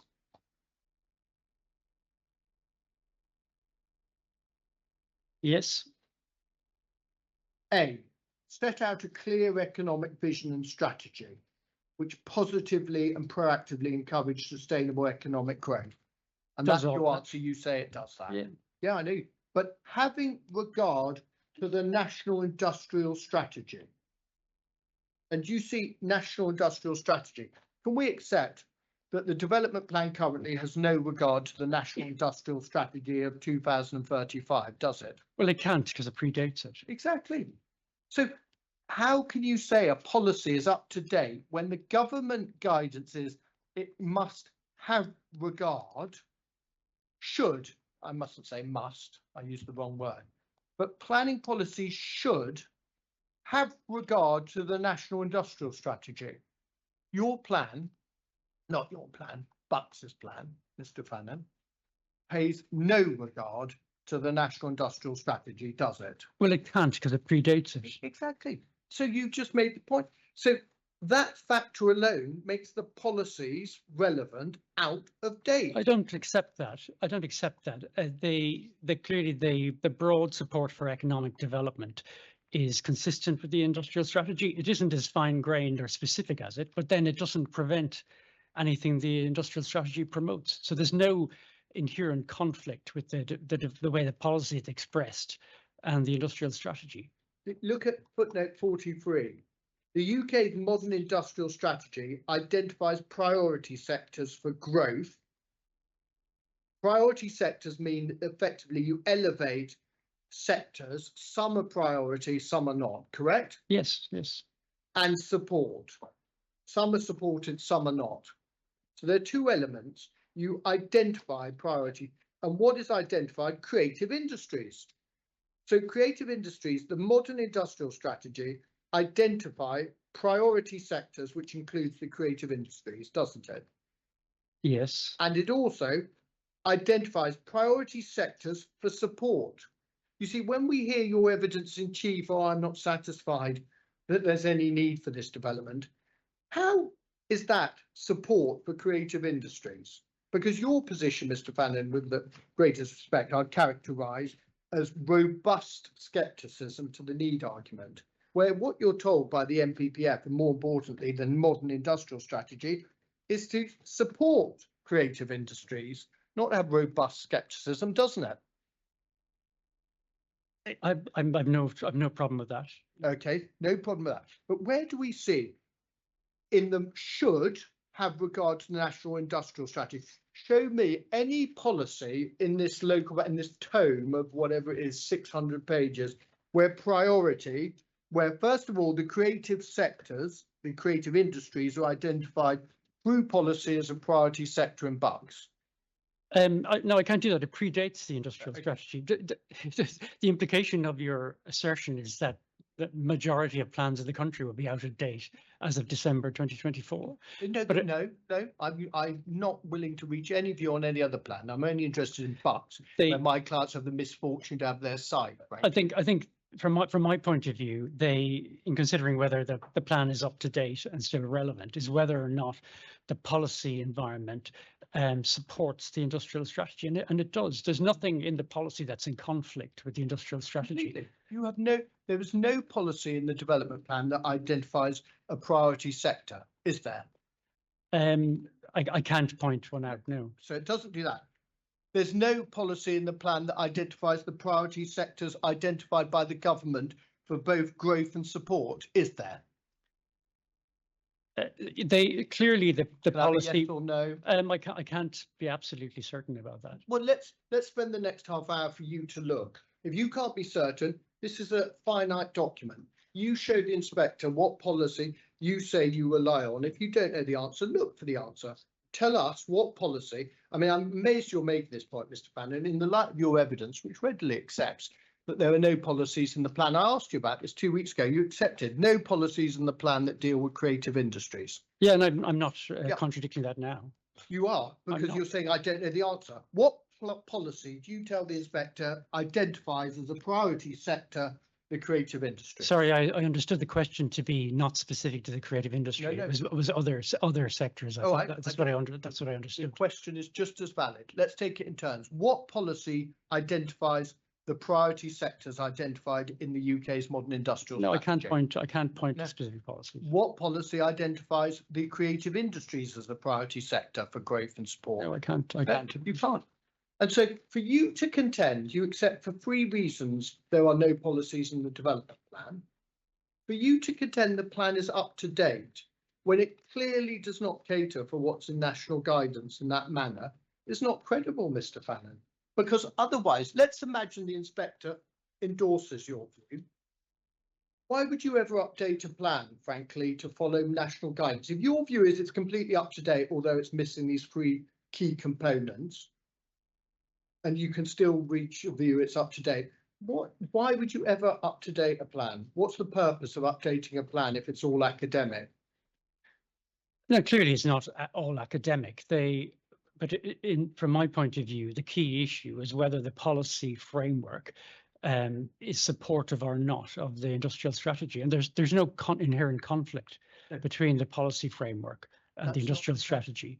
That's not the test. NPPF isn't saying, is there a conflict? It requires policies must, planning policies should, no, not must. I'd like it to say must, it says should, which I think is much the same, but should. But I don't think it is much the same, actually. Okay, They can only be should if it's, practical. Clearly if this came out in December 24 and the policies from 2019, that, the should is a very relevant Okay. qualification of it. as long as it's practical. Have you got any reason why it would not be practicable for Bucks to adopt policies that showed priority sectors for growth and support being the creative industries? What practical reason would preclude that a policy approach being taken in an up-to-date development plan? In the context of plan making, it certainly should be taken on board. I have no problem with that. So, thank you. Now, yes, I've just got a couple of points before we move on to a few other matters. Mr. Tester, you were obviously sitting in for Mr. Tester. You made a point in chief about safety and 111. Mr. Tester, I asked him, he said it was no part of the council's case to contend a breach of the safety point. Their point, Mr. Tester's evidence related to capacity, severe impact.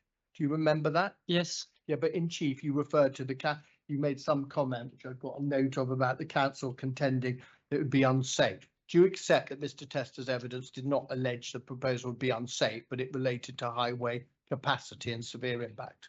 I think the concern related to the perception of whether walking and cycling routes will be safe. Okay, all right, if that's what you say, the inspector will have a note. Okay, now, let's also deal with, since the decision was taken by the council, let's just deal with it. We've agreed, haven't we, that the balance has invariably shifted because one weight has come off. Reason of refusal 8 is no longer weighed against the proposal, correct? Correct. That is a shift in the appellant's favour, isn't it?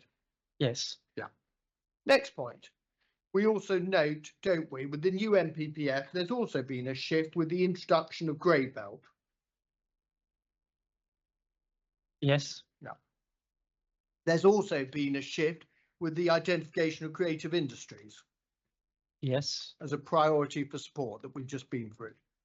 We also know, haven't we, that Yes, I just want to raise this point with you, just as a matter of fact, and that could you take up Mr. Sensicle's evidence, please? And could you go to paragraphs 2.4 and 2.5?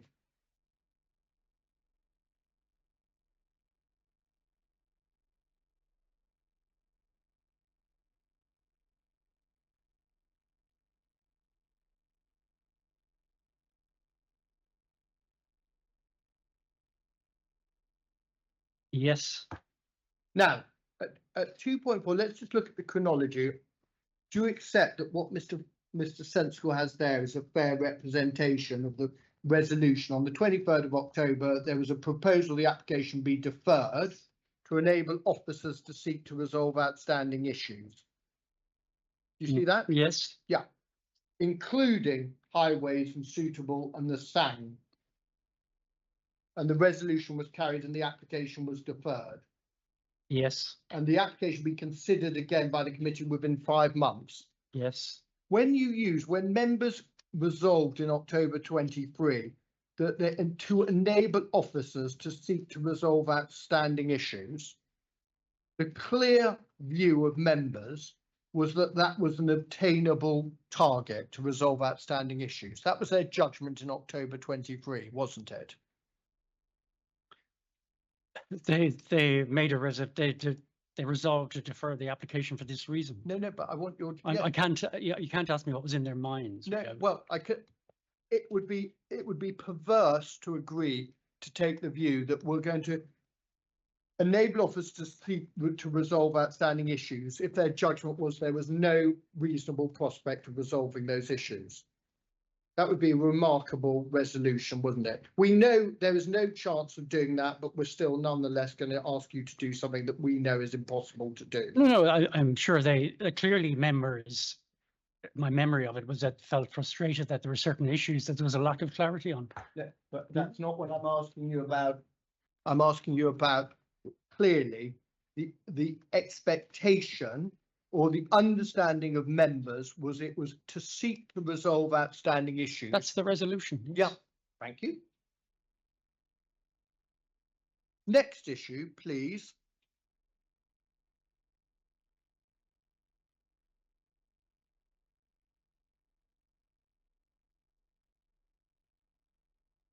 Yes, let's just spend a moment because I remember, you probably remember as well as I do, December 22. Let's have a little moment. One thing you didn't mention in examination, Chief, let's just be a bit novel and debate an emerging plan.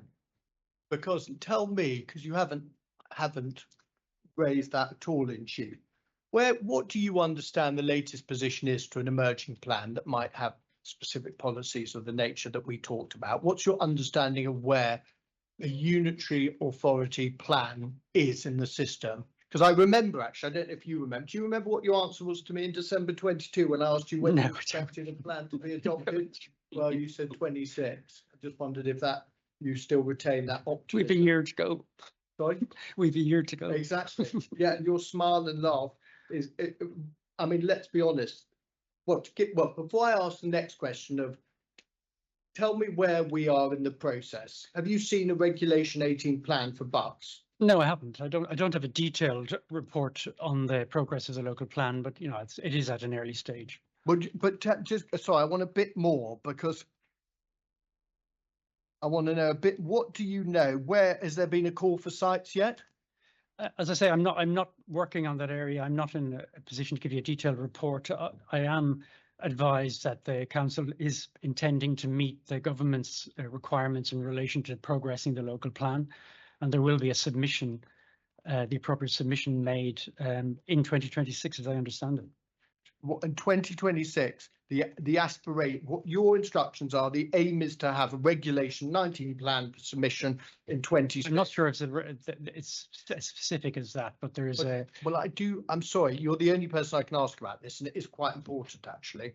I'm going to have to take that away, actually. All right, we'll come back with a note and tell us what your policy colleagues, not your colleagues, but those in the policy team. I mean, Mum, I think it'd be helpful for you to know, because certainly Mr. Sensible is going to refer to this, about what. Just be on the council's website. Yes, but what's on the council's website and what's the reality often, well, I should, well, maybe, in relation to the emergence of development, as I might be being unfair, but I just think, could I give you the opportunity to provide Yeah. chapter and verse Yes. on what, but from at the moment, as you sit here, and this answer must be subject to you revising it in the light of what you get. What do you see the timescale for adopting a plan, an up to date? Well, no, because you don't agree. You think it is up to date. But But clearly the amalgamated local authority is going to adopt a new local plan to replace the Wickham local plan.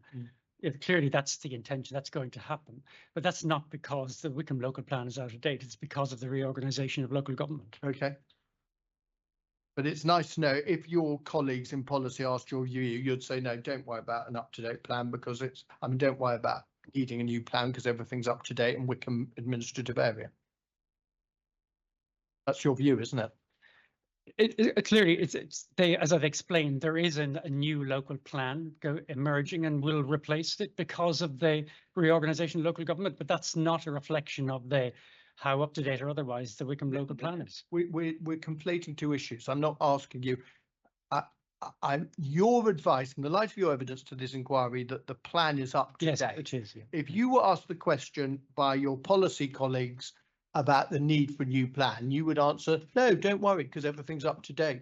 Notwithstanding it being 6 years old and having 3 MPPFs since it was adopted and a completely different standard methodology and now identification of creative industries. Everything's happy with this April 2019 plan, about to have its 6th anniversary. Clearly, I recognise that plans should be updated regularly and 5 years is the target. So I'm not saying that it couldn't or shouldn't be updated, and clearly it will be updated. What I'm saying is that for the policy assessment of this application, the policies in the plan are in effect in conformity with the MPPF and for that reason are up to date. Can you just give me, because I've got no one else to ask the question, and just the inspector might think this is relevant. Certainly, I'm going to ask Mr. Sensical about it. You've been in planning for a long time, Mr. Fannon. When do you expect the plan to be adopted, and what are the knowledge you have? I don't have any detailed knowledge.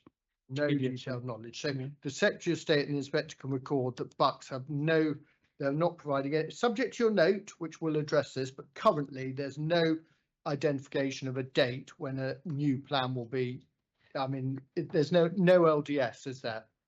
Or LDF, I always forget what that lovely graph that tells you the calendar of adoption. I say I'm not really in a position to give you any. Well, that's very fair, and we'll wait for your note. Could you possibly, reasonably, it would be helpful if Mr. Sensical could comment on it. So if possible, I understand it might not be possible, but obviously Mr. Sensical is giving evidence tomorrow. So if possible, could you ask your policy colleagues to give a view tomorrow morning? We'll put the question through today. Thank you very much. And only best endeavours, or what does Mr. Andrews love? Reasonable prospects, reasonable endeavours. Reasonable endeavours, yes, that Ms. Nevin likes the definition of reasonable endeavours. So just reasonable endeavours for that date. Right.